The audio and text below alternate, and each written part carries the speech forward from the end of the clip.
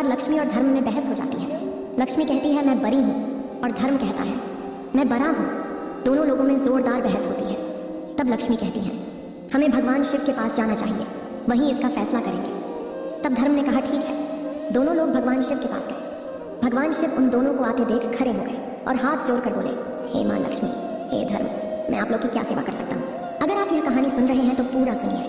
इस कथा को आधा अधूरा छोड़कर जाने की गलती मत करिएगा, क्योंकि इस पवित्र कथा को आधा अधूरा छोड़ने से आपको पाप भी लग सकता है। इसलिए इस कथा को पूरा सुने। आप शिव भक्त हैं तो भोलेनाथ का अनादर ना करें। हे परम परमेश्वर महादेव, हम दोनों आपके पास फैसला कराने आए हैं कि हम दोनों में कौन बड़ा है, धर्म बड़ा है या लक्ष्मी।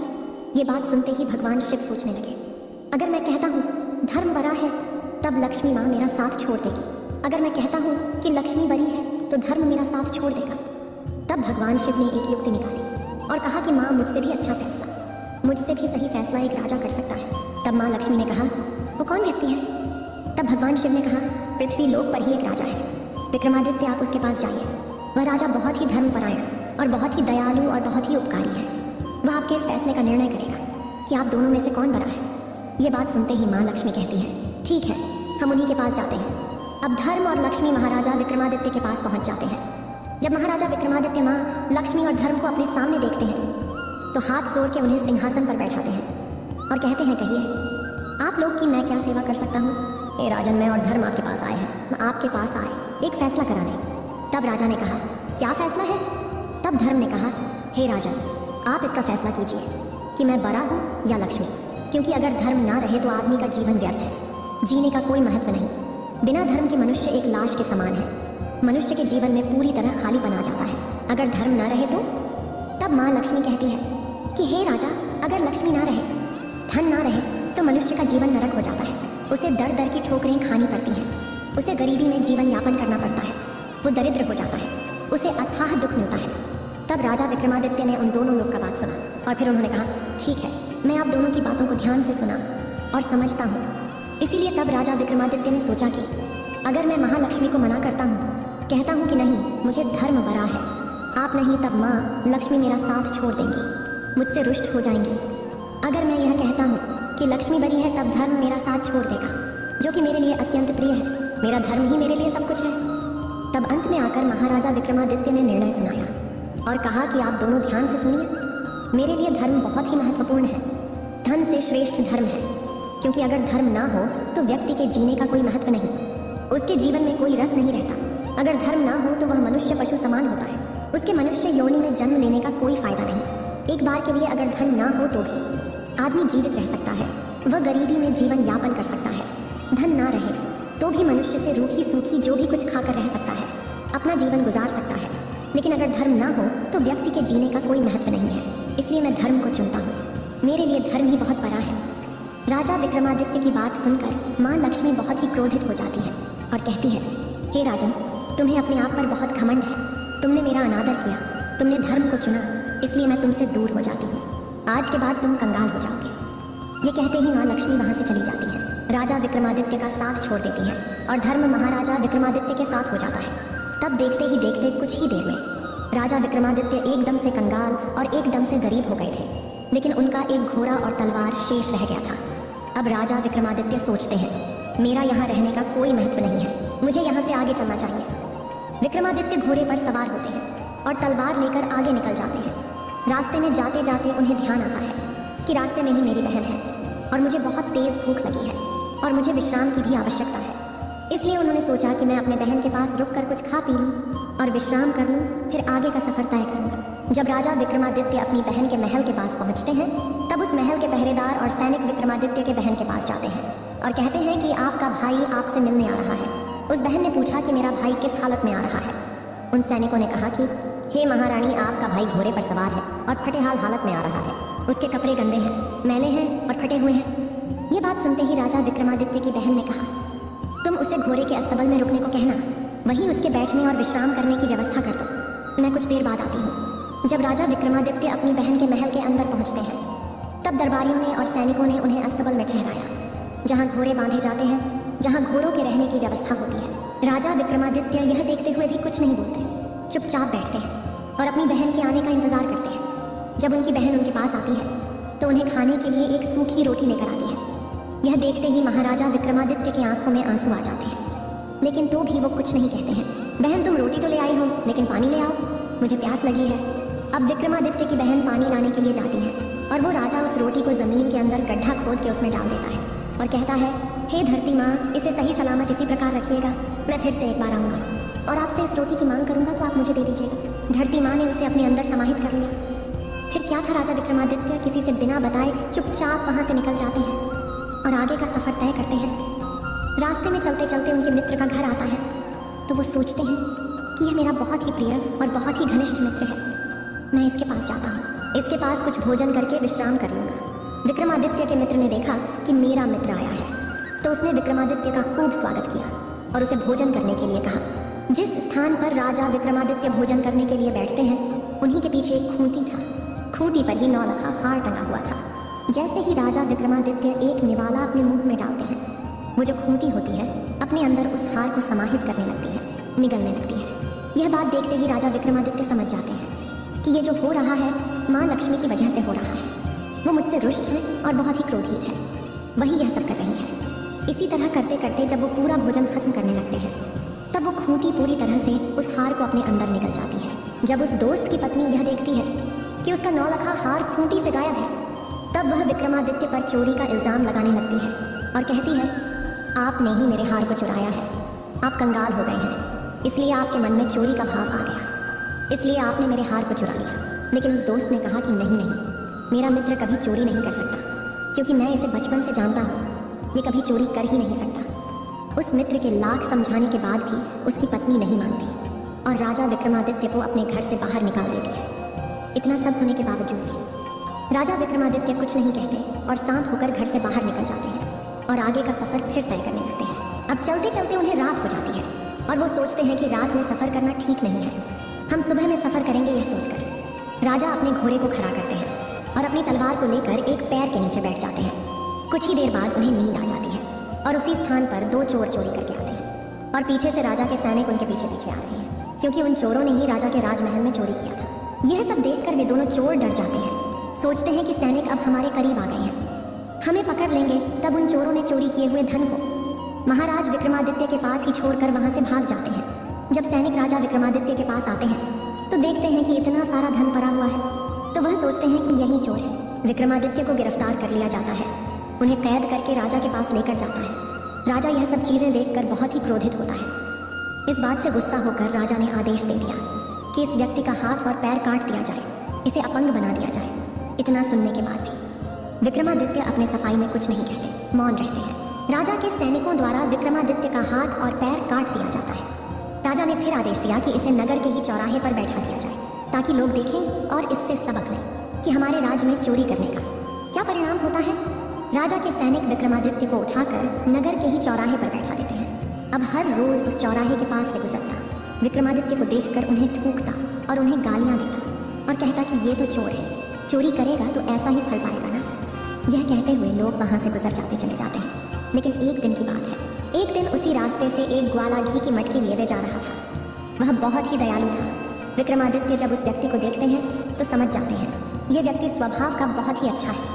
तो उसने उस व्यक्ति से कहा, हे राहगीर, आपके पास अगर पानी हो तो मुझे पिला दीजिए, मुझे बहुत ही प्यास लगी है। उस ग्वाले ने बिना सोचे समझे अपने थैले से पानी निकालकर विक्रमादित्य को पिलाया और कहा, तुम चोरी क्यों किए? अगर चोरी नहीं किए होते तो ऐसी सजा नहीं मिलती। न तुम चोरी किए हो, राजा के दोषी हो, फिर भी मैं तुम्हें पानी पिला रहा हूँ। और फिर वहाँ से चलता बना। जब ग्वाला दूसरे नगर में घी बेचने के लिए जाता है तो वह घी बेचता है, लेकिन उसका घी खत्म नहीं हो रहा था। यह देखकर वह बहुत ही हैरान होता है कि मैं इतना सारा घी बेच रहा हूँ, फिर भी मेरे मटके से घी खत्म नहीं हो रहा है। ये देखते हुए वह सोचने लगता है कि ये क्या बात है। पूरा दिन का कमाई करने के बाद उसके पास अच्छी खासी रकम हो जाती है और वह अपने घर आता है और अपनी पत्नी से कहता है कि आज बहुत ही विचित्र बात हुई। मैंने राजा द्वारा सजा पाए गए इंसान का मदद किया और पानी पिलाया, तो आज मेरे साथ एक चमत्कार हुआ। मैं जितना भी घी बेच रहा था उतना ही ज़्यादा बढ़ रहा था, मेरे मटके में से घी खत्म ही नहीं हो रहा था। लगता है वह ज़रूर कोई दिव्य आत्मा है, वह कोई अच्छा पुरुष है। तब ग्वाले की पत्नी ने कहा कि यह स्वामी, हमारे पास एक भी औलाद नहीं है, हम औलाद के सुख से वंचित हैं, हम लोग इतने बूढ़े हो गए हैं। आप ऐसा करिए कि उस व्यक्ति को हमारे घर लेते आइए, हम उसे अपना बेटा समझकर बेटा मानकर उसके साथ जीवन यापन करेंगे। तब ग्वाले ने कहा, तुम्हारी बात तो ठीक है, लेकिन इसके लिए हमें राजा से इजाज़त लेनी होगी, उनकी अनुमति लेनी होगी। उसकी पत्नी ने कहा, वह बेचारा हाथ पैर से अपंग है, हम लोग के साथ रहेगा तो उसका भी मन बहला रहेगा और हमें भी अपने पुत्र का होने का अनुभव प्राप्त होगा। तब उस ग्वाले ने अपनी पत्नी की बातों को सुनते हुए राजा के पास जाता है और कहता है, महाराज, आपने जिस अपराधी का हाथ पांव काट कर चौराहे पर बिठा दिया है, मैं उसे गोद लेना चाहता हूँ, मैं उसे अपने साथ ले जाना चाहता हूँ। तब महाराज ने कहा, वैसे भी वो हमारे किसी काम का नहीं है, उसके हाथ पांव तो है नहीं और हमारे नगर में बोझ बना हुआ है, तुम ले जा सकते हो, हमें कोई आपत्ति नहीं है।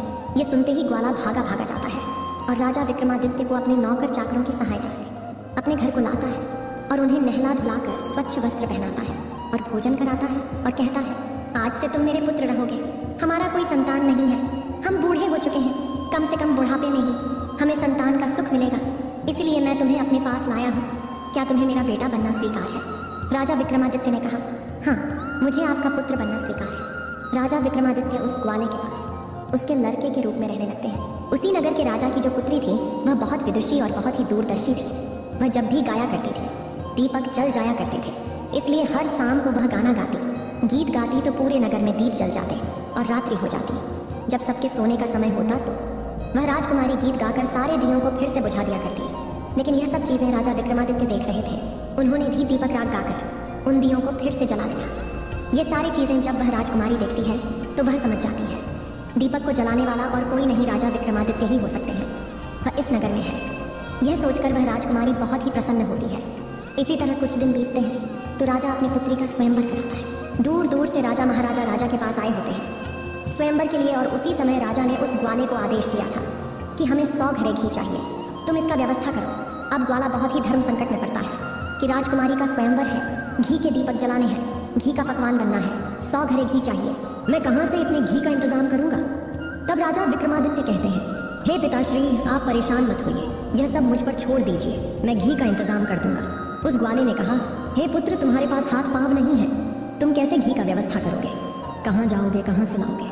विक्रमादित्य ने कहा, पिताश्री, मैंने कहा ना, आप मेरे ऊपर छोड़ दीजिए, आप निश्चिंत हो जाइए। कल राजकुमारी के स्वयंवर में मैं भी जाना चाहता हूँ, जब घी का इंतजाम हो जाएगा तब कल जाते वक्त आप मुझे लेकर चलिएगा। राजा विक्रमादित्य ने कहा, हे पिताश्री, आप महाराज से कह दीजिए कि वो 100 घड़े भिजवा दें, घी का इंतजाम हो जाएगा।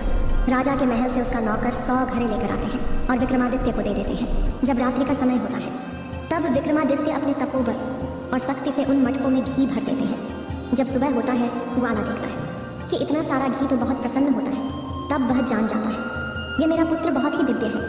ग्वाले खौसी 100 घड़े घी को राजा के पास भिजवा दिया। अब वह राजकुमारी के स्वयंवर में जाने के लिए तैयार होने लगता है और अपने पुत्र को भी तैयार करता है। राजा विक्रमादित्य को नहलाता धुलाता है और स्वच्छ और सुंदर वस्त्र पहनाता है और अपने साथ और अपने नौकर चाकरों की सहायता से विक्रमादित्य को अपने साथ ले जाता है।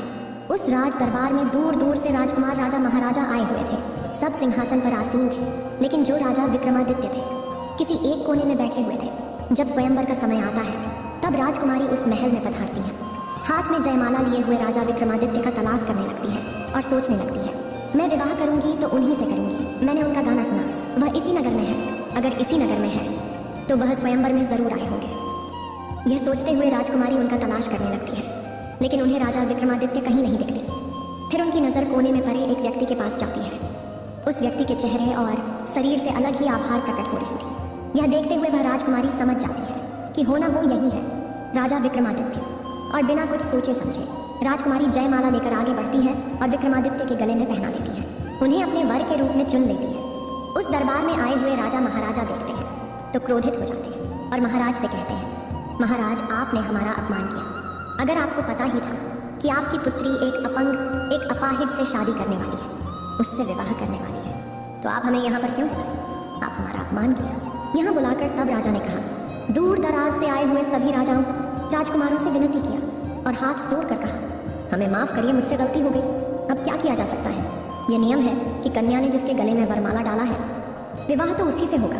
इसके लिए मैं आप लोगों से क्षमा चाहता हूँ। आगे पीछे हार मानकर राजकुमारी का विवाह राजा को विक्रमादित्य से ही कराना पड़ता है और उसी के साथ उसके ससुराल को विदा करना पड़ता है। अब राजा विक्रमादित्य अपने नव वधू को लेकर उस ग्वाले के घर चले आते हैं और रहने लगते हैं। एक दिन राजा विक्रमादित्य अपनी पत्नी से कहते हैं, हे प्रिय, मुझे हिरण का मांस खाने का इच्छा हुआ है, तुम अपने भाइयों से हिरण का मांस लेकर आओ। यह सब सुनते ही राजकुमारी का तो मन नहीं होता है कि मैं अपने भाइयों से कुछ मांगने के लिए जाऊं, लेकिन अपने पति की इच्छा का मान रखते हुए वह अपने और अपनी भाभी से कहती है कि भाभी, मुझे हिरण का मांस खाने का इच्छा हुआ है, आप मुझे हिरण का मांस लाकर दे दीजिए। राजकुमारी अपने पति का नाम नहीं लेती है क्योंकि मेरे पति का अपमान किया जाए, इसलिए वह अपने लिए कहती है कि मुझे हिरण का मांस खाने का मन कर रहा है। यह बात सुनते ही राजकुमारी की भाभियां उसकी खिल्ली उड़ाने लगती हैं, कहती हैं कि चलो चलो, अगर ऐसी ही बात है तो तुमने अपाहिज व्यक्ति को क्यों चुना, उससे शादी क्यों किया? तुम्हें किसी अच्छे पुरुष से शादी करना चाहिए था, ना वो तुम्हें हिरण का मांस ला कर देता। यह बात सुनते ही वह राजकुमारी वापस चली आती है और अपने पति से कहती है, हे स्वामी, मैं अपने घर गई थी, ऐसी ऐसी बातें मुझे सुनने को पड़ी। तब महाराजा विक्रमादित्य ने कहा, ठीक है, कोई बात नहीं, तुम वापस अपने भाभी के पास जाओ और कहो मेरे पति का घोड़ा और तलवार मुझे दे दीजिए। रूमाल को दिखा देना, वो सामने हो जाएंगे और तुम्हारे साथ चले आएंगे। अब राजकुमारी उस रूमाल को लेकर राजा विक्रमादित्य के कहे अनुसार अपने भाभी के पास चली जाती है और अपने भाभी से कहती है, भाभी, आप मेरे पति का तलवार और घोड़ा मुझे दे दीजिए। तब उस राजकुमारी की भाभियां सोचती हैं कि वैसे भी उस तलवार और घोड़े ने आतंक मचाया हुआ है, जीना मुश्किल कर रखा है, इससे अच्छा है इस राजकुमारी को ही दे दो, काट मर जाएगी। जब उस घोड़े और तलवार के पास राजकुमारी को ले जाया जाता है तब वह देखती है वह तलवार सांप बन के उसके ऊपर टूट पड़ता है और घोड़ा भी उछल उछल के दुलत्ती मारने लगता है। राजकुमारी जो अपने साथ रुमाल लाई थी उसे दिखा देती है। यह देखते ही तलवार और घोड़े शांत हो जाते हैं और राजकुमारी के साथ चले जाते हैं। घर आने के बाद विक्रमादित्य ने कहा कि मुझे इस घोड़े पर बैठा दिया जाए, मैं खुद सीकर करने जाऊंगा। तुम्हें कैसी बातें कर रहे हो, तुम्हारा हाथ पांव नहीं है और तुम इस घोड़े पर कैसे जाओगे, कैसे शिकार करोगे? तब विक्रमादित्य ने कहा, पिता श्री, आप कृपा कर अन्य लोगों की सहायता से मुझे इस घोड़े पर सवार करवाइए। अपने बेटे की जिद के आगे उस ग्वाले को झुकना पड़ा। उसने अपने नौकर चाकर से कहकर और स्वयं राजा विक्रमादित्य को उठाकर उस घोड़े पर बैठाया। जब वह सर ऊपर करके देखते हैं तो राजा विक्रमादित्य का हाथ पैर सही सलामत है, उनका हाथ पैर आ चुका था, वह फिर से स्वस्थ हो चुके थे। यह चमत्कार देखते ही उनकी आंखों पर विश्वास नहीं होता है। जैसे ही राजकुमारी अपने पति से पूछने को बढ़ती है कि हे महाराज, ये कैसे हुआ, ये क्या चमत्कार है, उससे पहले ही राजा विक्रमादित्य ने कहा, मैं पहले शिकार करके आता हूँ, उसके बाद बताऊंगा। ये कैसे हुआ? राजा विक्रमादित्य शिकार करने के लिए एक जंगल में चले जाते हैं। कई शिकार करने के बाद उन शिकार का कान और पूंछ काट लेते हैं और उन्हें वहीं पर छोड़कर वापस चले आते हैं। और उसी जंगल में उसी दिन राजकुमारी के भाई भी शिकार करने के लिए गए थे। जब वे देखते हैं कि किया कराया शिकार पड़ा है, ताज़ा ताज़ा शिकार है, तो उनका मन मचल जाता है। वे बहुत ही प्रसन्न होते हैं। बिना शिकार की यही वह उस किए गए शिकार को उठा लेते हैं और आगे बढ़ जाते हैं। जब राजा विक्रमादित्य शिकार करके अपने घर वापस आते हैं तो अपनी पत्नी को मेरा हाथ पैर कैसे वापस आ गया, कैसे मैं ठीक हो गया? उन्होंने कहा, मेरा घोड़ा और तलवार मेरा धर्म है, इन्हीं की वजह से मेरे हाथ पैर वापस सही हो गए और मेरा नाम विक्रमादित्य है, मैं एक राजा हूँ। ये बात सुनते ही वह ग्वाला राजा विक्रमादित्य के पैर में गिर पड़ा और कहने लगा, मुझे माफ़ करिएगा, मुझसे जो भी गलती हुई मुझे माफ़ कर दीजिए। तब राजा विक्रमादित्य ने कहा, आपकी इसमें कोई गलती नहीं है, आपने तो मेरे सगों से भी अच्छा व्यवहार मेरे साथ किया, मुझे अपना पुत्र बना के रखा। उसके बाद राजा विक्रमादित्य ने अपनी पत्नी को कहा, तुम एक बार फिर से अपने भाइयों के पास जाओ और कहो कि मेरे भाइयों द्वारा जो शिकार करके लाया गया है मुझे उसे देखना है, और जब आपकी भाभियाँ उस शिकार को दिखाएं, इस थैले में जो मैं तुम्हें चीज़ दे रहा हूँ उसे वहाँ पर पलट देना और मेरे बारे में बताना। यह कहते ही वह राजकुमारी अपनी भाभी के पास चली जाती है और कहती है, भाभी, आज भैया ने शिकार करके लाया है, मैं उसे देखना चाहती हूँ। इसमें क्या बड़ी बात कि तेरा पति तो शिकार कर नहीं सकता, तो मेरे पति द्वारा किया गया शिकारी देख के ललचा लो। उस राजकुमारी की भाभी ने वह सारा सिक्का राजकुमारी को दिखा दिया। राजकुमारी ने कहा, भाभी, यह शिकार तो है, लेकिन इसकी पूंछ और कान कहाँ है? तब भाभियाँ बोली कि मुझे क्या पता कहाँ है। यह सुनते ही राजकुमारी ने जो अपने साथ थैला लाया था उसे पलट देती है। उस थैले में से कान और पूंछ गिर जाते हैं। तब भाभियाँ पूछती हैं कि यह कहाँ से आया, तो उसने कहा, यह शिकार मेरे पति द्वारा ही किया गया है। तब राजकुमारी वो सारी बातें कह सुनाती है और कहती है, मेरा पति कोई आम व्यक्ति नहीं है, वह राजा विक्रमादित्य है। यह बात सुनते ही उनके कान खड़े हो जाते हैं और यह बात राजा के पास भी जाती है। राजा दौड़े दौड़े अपने बेटे के पास आते हैं और कहते हैं, पुत्री, मुझे माफ़ कर दो, मुझे गलती हो गई, हम अपने दामाद को राजमहल में बुलाना चाहते हैं। विक्रमादित्य राजा के पास गए। राजा ने उन्हें साक्षात प्रणाम किया और कहा, हे महाराज, मुझसे गलती हो गई, आप इतने धर्मात्मा व्यक्ति और मैंने आपका हाथ पांव कटवा दिया, लेकिन फिर भी मुझे क्षमा कर दीजिए। तब राजा विक्रमादित्य ने कहा, आप लोग की कोई गलती नहीं है, ये जो कुछ भी हुआ है माँ लक्ष्मी की वजह से हुआ है। उन्हीं के रुष्ट होने की वजह से आप लोग की मति मारी गई थी, इसी वजह से ये सब हुआ। इसमें आपका कोई दोष नहीं है। अब फिर क्या था? राजा ने अपने दामाद का बहुत सेवा सत्कार किया और अपनी बेटी दामाद को अपने साथ ही कुछ दिन महल में रखा। उसके बाद राजा विक्रमादित्य ने कहा, मुझे अपने नगर जाने की इच्छा हो रही है, मैं अपने नगर जाना चाहता हूँ।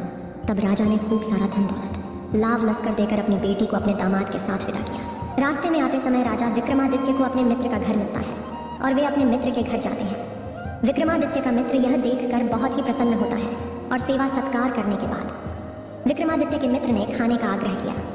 जब खाना लाया जाता है, खाना खाते समय पहलाने वाला मुंह में डालते ही वह खूंटी धीरे धीरे हार उगलने लगती है। यह देखते ही उस मित्र की पत्नी हाथ जोड़कर बैठ जाती है, कहती है, हमें माफ करिएगा, हमने सोचा आपने हार को चुराया है।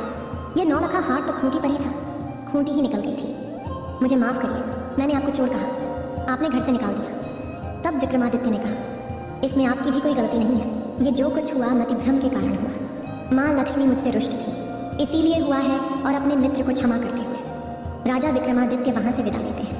जब वह आगे बढ़ते हैं तो उनकी बहन का ससुराल आता है। तब वह अपनी बहन के ससुराल जाने की इच्छा करते हैं। राजा विक्रमादित्य को दूर से ही आते हुए सैनिक देख लेते हैं और उनकी बहन के पास जाते हैं। कहते हैं, आपका भाई आपसे मिलने आ रहा है। तब उनकी बहन कहती है कि मेरा भाई किस हाल में आ रहा है। तब वह सैनिक कहते हैं कि आपका भाई लाव लश्कर के साथ सजा धजा घोड़े पर बैठ के अपनी पत्नी को लेकर आ रहा है। तब उस रानी ने कहा, मेरे भाई का स्वागत किया जाए, उसे राजमहल में ठहरने का इंतजाम किया जाए। जब राजा विक्रमादित्य अपनी बहन के महल में पहुंचते हैं तो उनका खूब आदर सत्कार होता है, उन्हें राजमहल में ठहराया जाता है। राजा विक्रमादित्य अपनी बहन का हाथ पकड़ते हैं और उन्हें उसी अस्तबल में ले जाते हैं जहां घोड़े बांधे जाते थे और धरती माता से कहते हैं, यह माँ, मैं आपसे अपनी अमानत लेने आया हूँ, कृपा कर आप मुझे मेरी अमानत दीजिए। या कहते हैं, धरती फट जाती है, उसमें से रोटी निकल जाता है। उस रोटी को उठाकर राजा विक्रमादित्य कहते हैं, हे बहन, तुमने मुझे अगली बार आने पर इसी रोटी को खाने को दिया था ना। तब उसकी बहन फूट फूट कर रोने लगती है और कहती है, भैया मुझसे गलती हो गई, मैंने जो आपके साथ व्यवहार किया मुझे क्षमा करिए। तब राजा विक्रमादित्य ने कहा, नहीं, मैं तुमसे रुष्ट नहीं हूँ, मैं तुमसे नाराज नहीं हूँ, लेकिन मैं तुम्हें ये बताना चाहता हूँ कि अपनों के साथ कैसा व्यवहार करना चाहिए, अपनों के साथ किसी भी परिस्थिति में उसे किस तरह से व्यवहार करना चाहिए, ये तुम्हें मैं बता रहा हूँ। लेकिन इसके बजाय मैं उनसे नाराज नहीं हूँ, बस तुम्हें यह सीख लेना चाहिए हमें अपनों से व्यवहार कैसा करना चाहिए। यह सब सुनते ही राजा विक्रमादित्य की बहन बहुत ही लज्जित होती है। जब राजा विक्रमादित्य अपने नगर को चले आते हैं तो नगर के मुख्य द्वार पर ही माता लक्ष्मी राजा विक्रमादित्य का प्रतीक्षा कर रही थी। हे विक्रमादित्य, मैंने तुम्हारा खूब परीक्षा लिया, तुम्हें खूब प्रताड़ित किया, लेकिन फिर भी मेरे इस परीक्षा में तुम सफल रहे। मैं मानती हूँ कि धर्म सबसे बड़ा है, मुझसे भी बड़ा धर्म है। अगर धर्म है तो लक्ष्मी है, जहाँ धर्म रहेगा वहाँ लक्ष्मी भी रहेंगी। मैं तुम्हें आशीर्वाद देती हूँ कि चिरकाल तक, जब तक पृथ्वी रहेगी, तब तक तुम्हें कोई नहीं भूलेगा, तब तक तुम्हें याद किया जाएगा। यह आशीर्वाद देते ही माँ लक्ष्मी वहाँ से अंतर्ध्यान हो जाती है और राजा का राजमहल राजपाट वापस आ जाता है और राजा विक्रमादित्य अपने महल में सुख चैन से राज करने लगते हैं। इस वीडियो को बोलते समय कोई त्रुटि हो तो मैं क्षमा चाहती हूँ। उम्मीद है आप सभी को यह वीडियो अच्छी लगी होगी। अगर आप शिव के सच्चे भक्त हैं तो चैनल को सब्सक्राइब और वीडियो को लाइक करके कमेंट में हर हर महादेव लिख दीजिए।